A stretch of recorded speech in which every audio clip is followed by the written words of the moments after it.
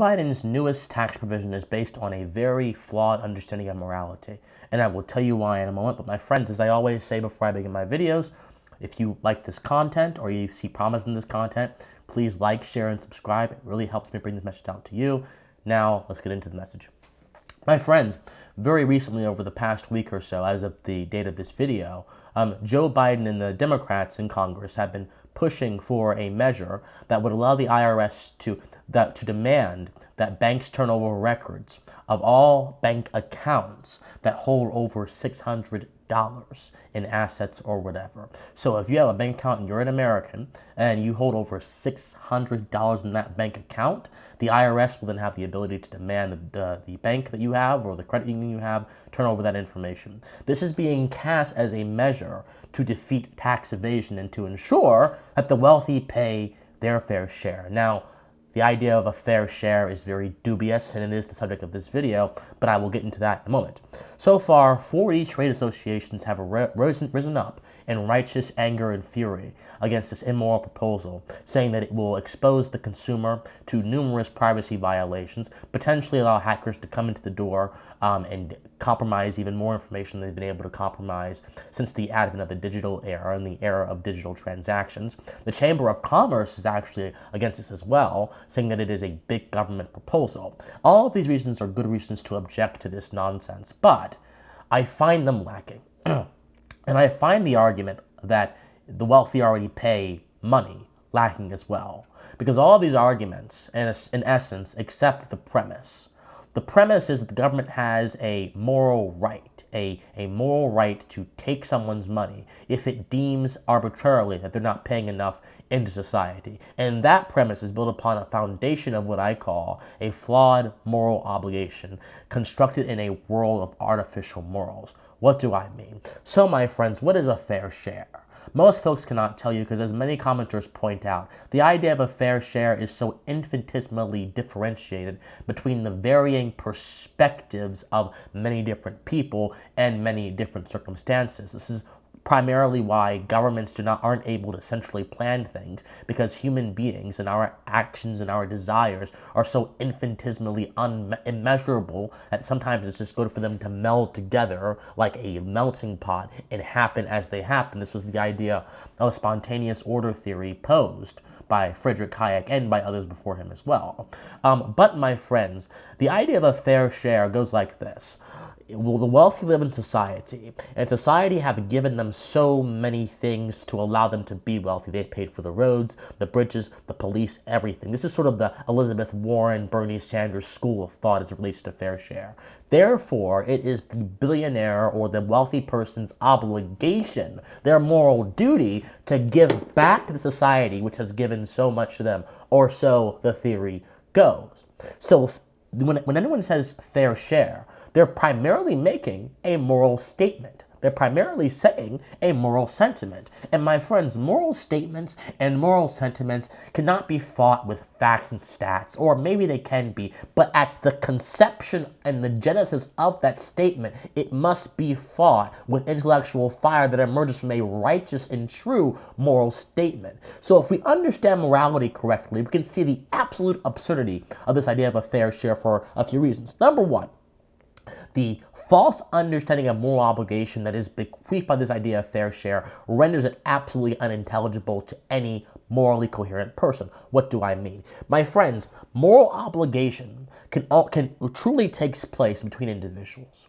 Because the idea of a fair share actually liberates my ability to be morally responsible to someone else or to something else, to something concrete. And it makes it so general that I am now accountable to an abstraction. My friends, abstractions don't live. People live. Abstractions don't make moral decisions.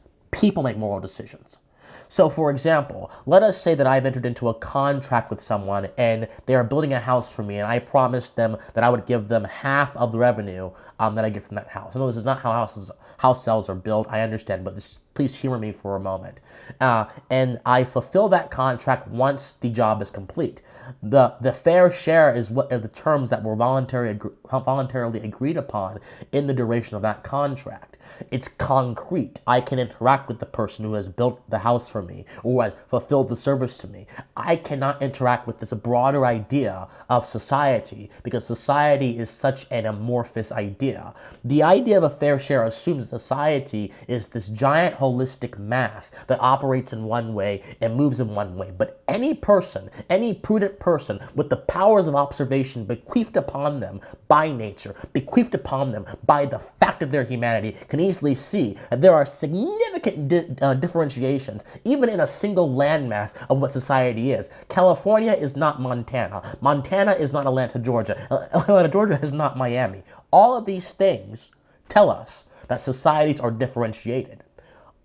Moreover, even within certain areas like New York City or San Francisco, there are culturally different areas like Chinatown, Little Italy, that are almost differentiated in their mores and their norms and everything about them.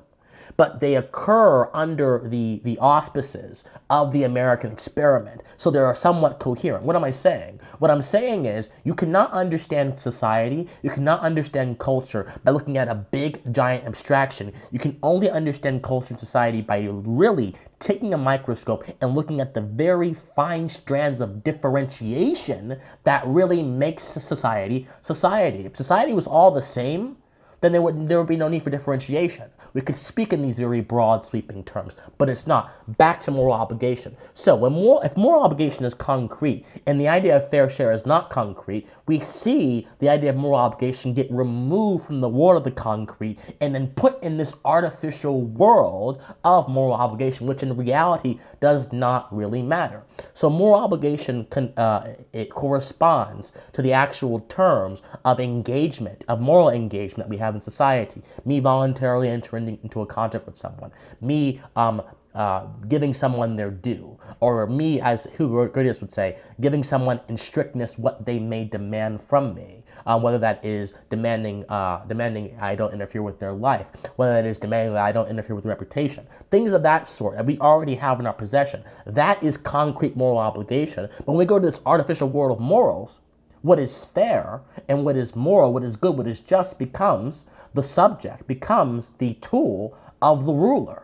So in a sense, Biden has moved us from the concrete, the individual interactions which moral obligation require and the principles of justice require, and he's moved us towards the abstract where everyone in the collective is deemed as a moral agent.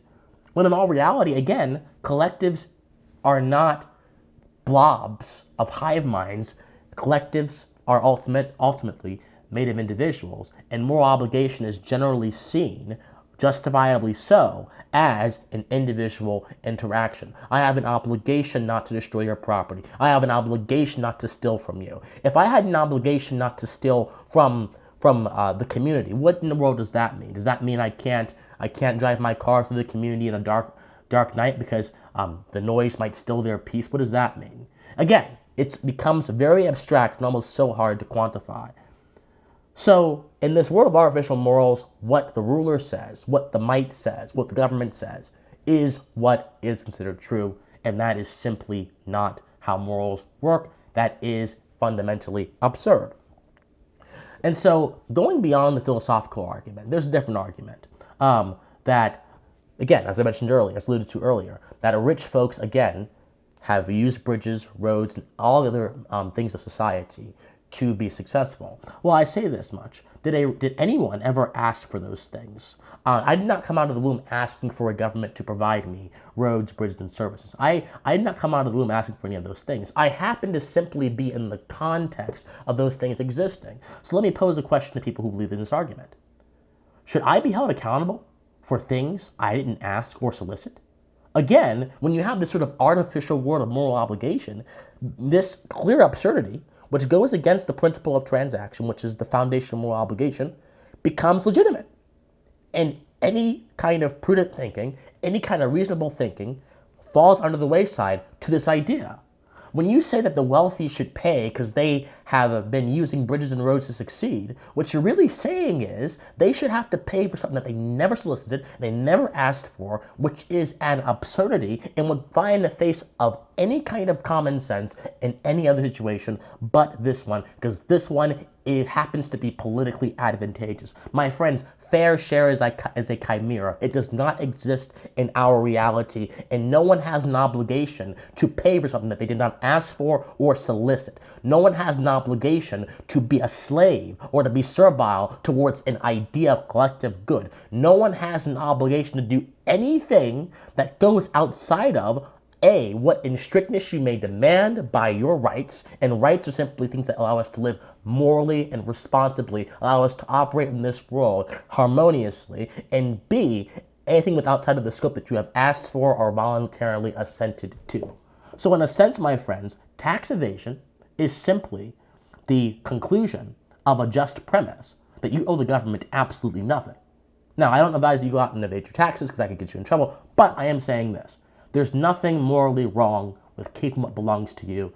There's nothing morally wrong with satisfying contracts that you have entered into willingly and that are specified and happen with real human beings. But there is everything wrong in quantifying moral action and quantifying what is good and what is just simply by this amorphous idea of what society is, simply by this amorphous idea of what fair share is, and then assuming that everyone should be bound to that without reason or reflection, when reason and reflection would show us those ideas are absolutely nonsense. Think on it. My friends, I love you so much, and if you love me, please, patreon.com/officialcwatson or PayPal officialcwatson@gmail.com, or locals, which is going to be christianwatson.locals.com, or my Discord server, which I exhort all of you to come into, which is going to be in the comment section down below. My friends, I love all of you. Thank you for getting to this video and dealing with my cold. I have a little bit of a cold, but it's all right. And please stay pensive. Bye, guys.